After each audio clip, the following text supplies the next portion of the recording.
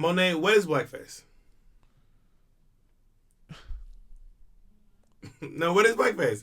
What is black fishing? What's the difference between black fishing and blackface?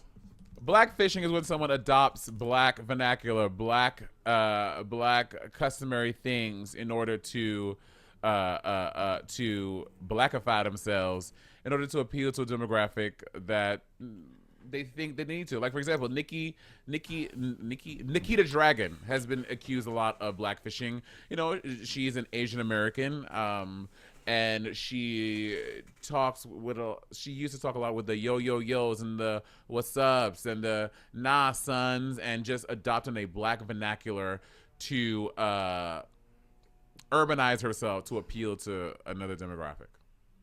So, according to Urban Dictionary, the top definition, commonly perpetuated by females of European descent, white, which involves artificial tanning, spray tanning and tanning booth, and using makeup to manipulate facial features in order to appear to have some type of black African ancestry. The general point of blackfishing is for a female of European descent to appear of African, Arab, or Hispanic ancestry. So Oh, this seems all to of be a different. those? This seems to be a different. This is the top definition on Urban Dictionary, and I think blackfishing is a relatively new term, so would live on Urban Dictionary more so than anywhere else. And it seems to be a discussion about someone trying to seem ethnic when they're not ethnic. And I think that Yeah. blackfishing does probably have roots outside of physical appearance. It probably has things that, like what you said, go into like how you talk, how you act, what you say, what you do. So my question to you is, this is a very popular question right now, which is because there's an appearance on RuPaul's Drag Race where Raven came out and she was the same color as Rue.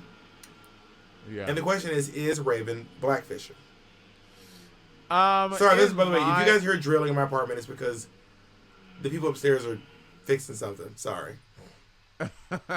in my humble and personal opinion, I don't consider what Raven is doing is blackfishing. I think that people are comparing it to pictures from Raven from a couple years ago, like when she was on the Tyra Banks show or when she was on her season, and Raven was lighter. But perhaps Raven wasn't tanning herself. But I don't feel like Raven is tanning and darkening her skin to be considered ethnic. I think that she is a bitch from California, and I know a lot of them that tan, like they're obsessed with tanning. They're bitch, you can't stop them from tanning. So, and in terms of using makeup to make your lips bigger and to give you like fuller cheekbones and that kind of stuff, that's just drag. We all do that. We all make, well, I don't make my lips look bigger, but we sometimes people overline their lips in drag, and they're just things that is attributed to drag, and I don't think Raven is doing any of this to appear ethnic. Is my qualm with that? No, I don't know Raven at all. That's not true. I know Raven a little bit. We have a little bit of we've done a few web series together, and we've met a few times outside of the web series. And I was I mean I was like, oh wow, Raven is dark. I was like, oh wow, she is tan. But I I didn't feel like she was out there in like braids or talking like a black girl or click clacking or presenting herself in a way. I do know there are some dark white people. I think that maybe if Raven is blackfishing, then we have to broaden the horizon of what blackfishing is. Like, is Tan Mom blackfishing? Are these bodybuilders Right, who darken their skin? bitch. Are they black? Because these bodybuilders get really dark. They get my color. I've seen them go like Jacob's color to my color with that thing they put on their bodies. Yeah, they wear like some sort of a makeup bronzer type Which I don't. Oh, I grease. get to show definition. Got it. I was about to say, why did I do that? But I just thought about it quickly. You can see it more in darker skin. Yeah, I get, and it's also to be shiny. Honestly, I'm not a bodybuilder. This may shock a lot of you out here. I'm I'm not a bodybuilder, so I don't know, love.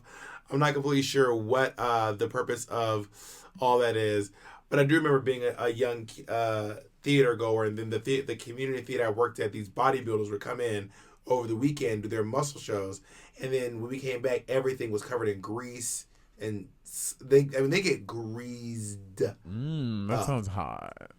But we weren't out there. All we saw was the grease and the stains. So like someone like leaning against the wall, and then just be a huge bicep in the shape of like your skin color.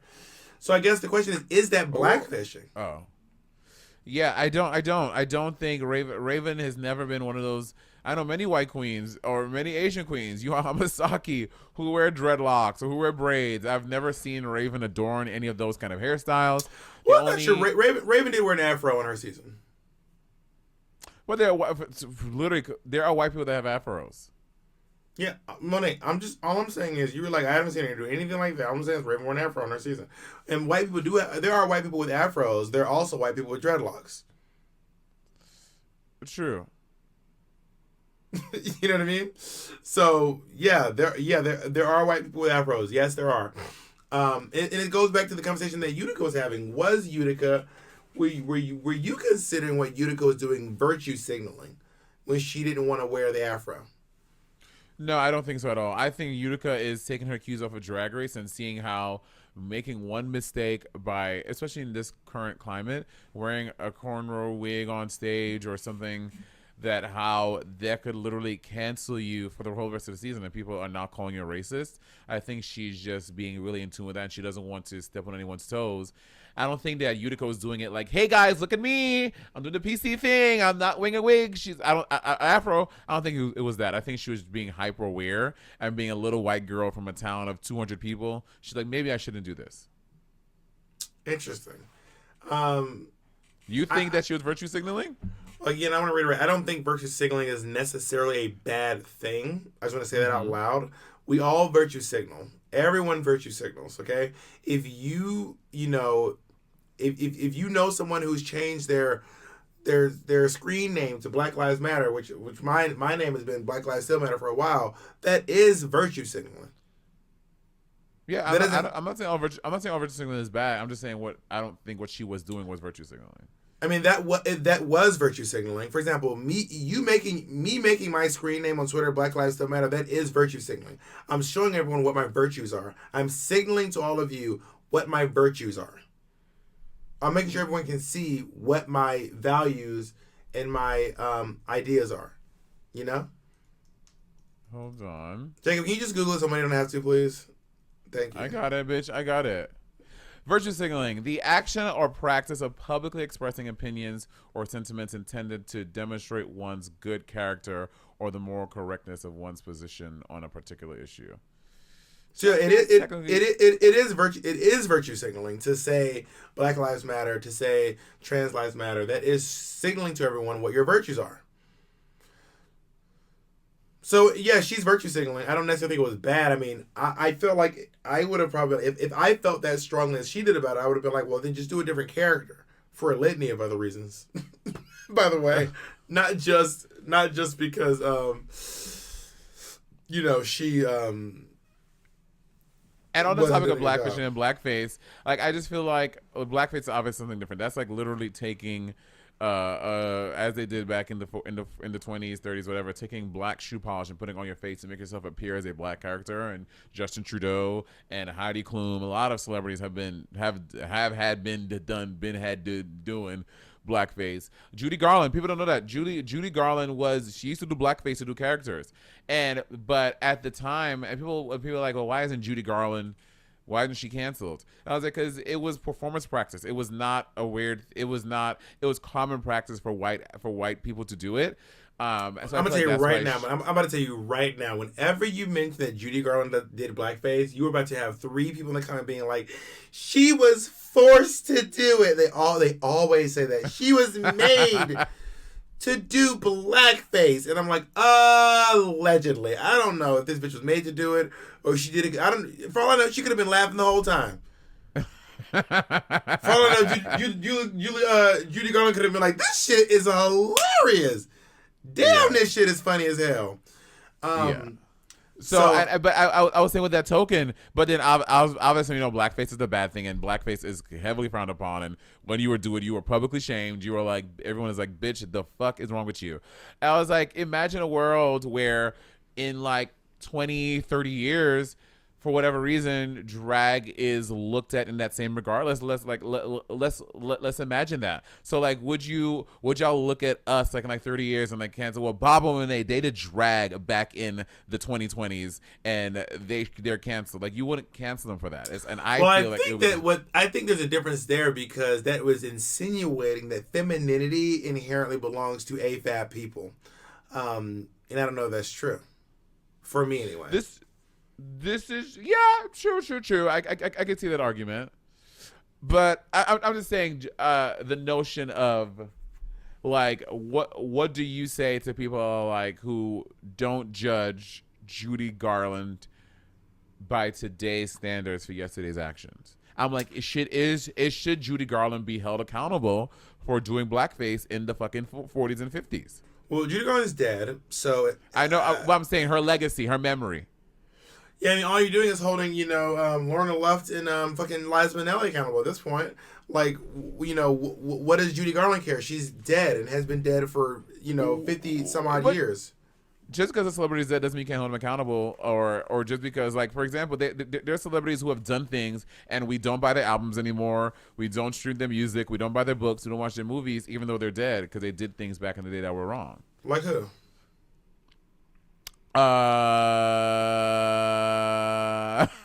can't think of anyone. You are so crunchy. You're like, there are so many. Thousands. I'm sure they're out there. I can't think. But R. Kelly's not dead. But R. Kelly, for example, he's someone that still exists. And we're talking about dead people. We are specifically hold on. Let's say R. Kelly died tomorrow. We would still all stop streaming his music.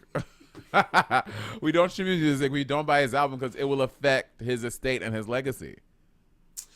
Yeah, I mean, I think a perfect example is probably Michael Jackson. Michael Jackson is... oh, yeah. I forgot. Finding Neverland. Michael Jackson is dead, and Michael Jackson's estate. But also, I want to say, there is something... I was telling someone recently. I did this workshop where I was writing my... You all know I'm writing a play by Harriet Tubman. I was writing my play, and this woman had this thing where she did this long list. What are you laughing about, Jacob? The fuck are you laughing about?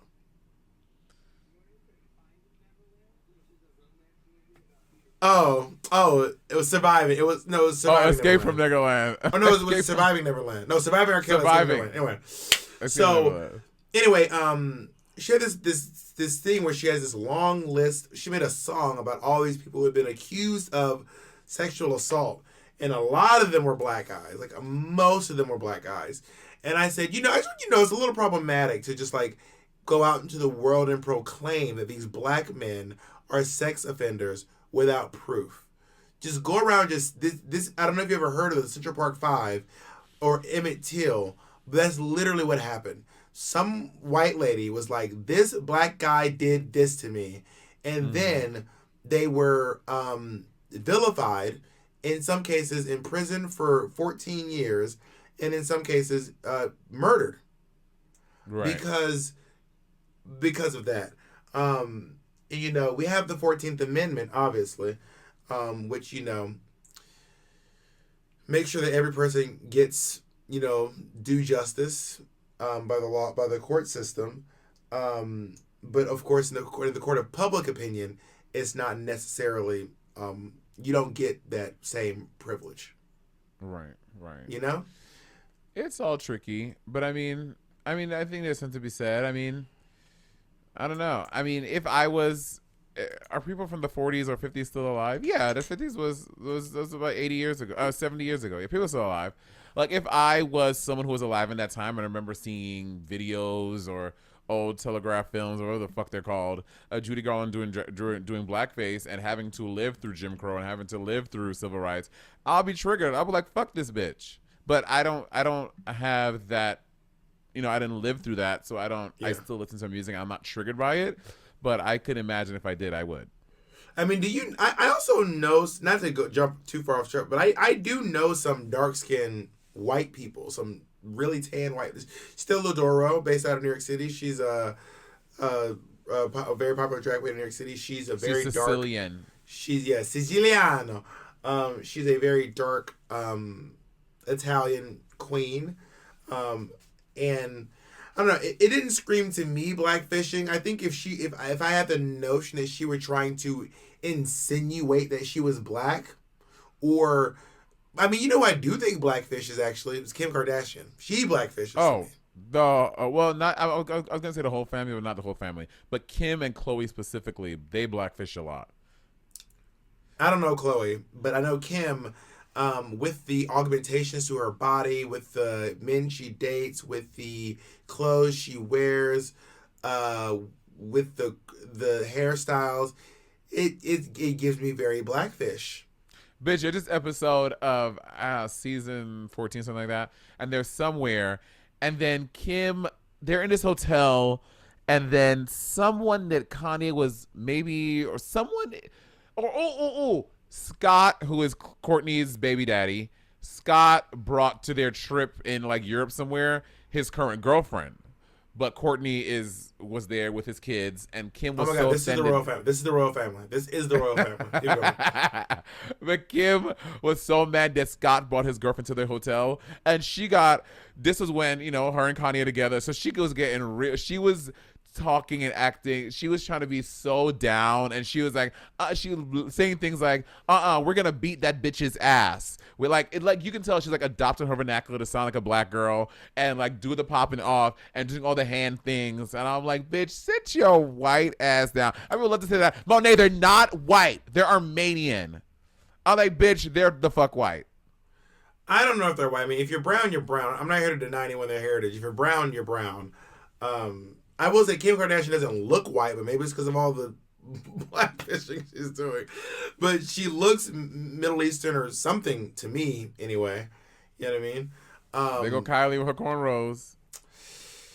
And here's a question I have. I mean, is it okay for white people Also, they identify as white. They call themselves white. I don't know the Kardashians like y'all do. I don't know these hoes. Y'all know the Kardashians. I'm behind. Kanye is the most famous Kardashian to me. Okay, but I mean, is there any circumstances where white people can engage in stuff like that? Like, for example, I was thinking about, because growing up in a black neighborhood, there are a few white kids in the neighborhood who grew up with us and talk like us.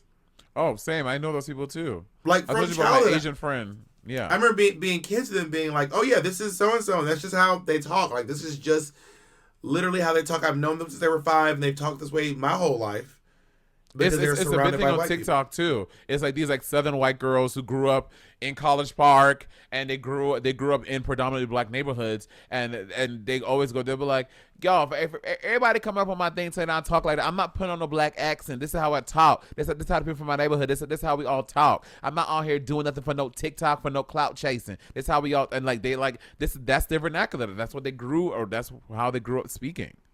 You ever seen the girl who counts? She goes 9, 10, 11, 12. Yeah.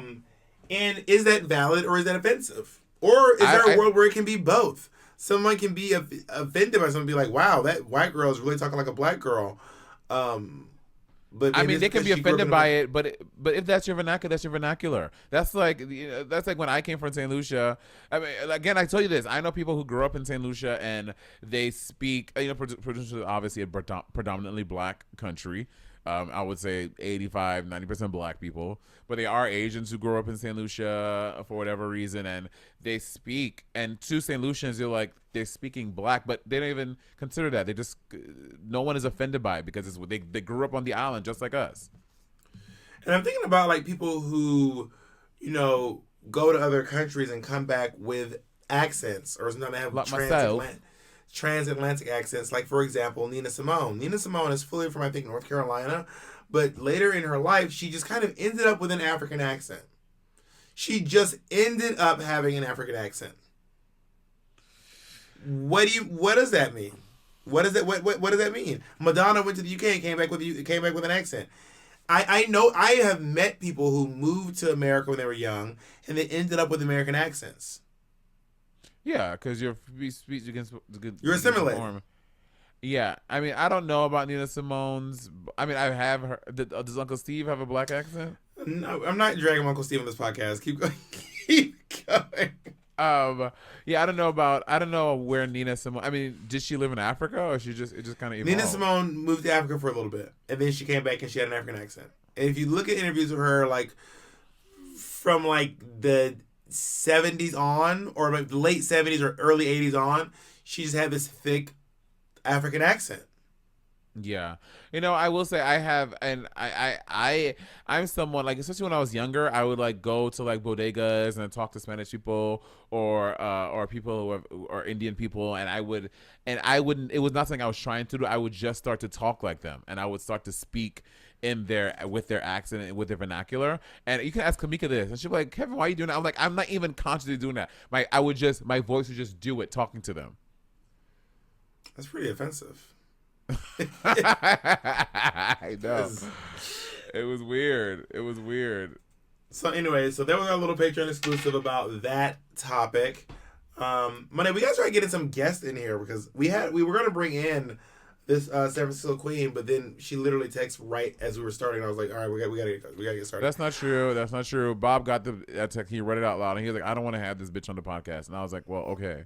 Well, I'm sure all y'all know that Monet's lying, but And I also want to talk about how, because people were saying they wanted us to have a like some trans mask representation on our One About Got Mixed shirt, and how not my little thing slipping off, and I think that we could, you know what, I hear you all, and I think we can work on that. No.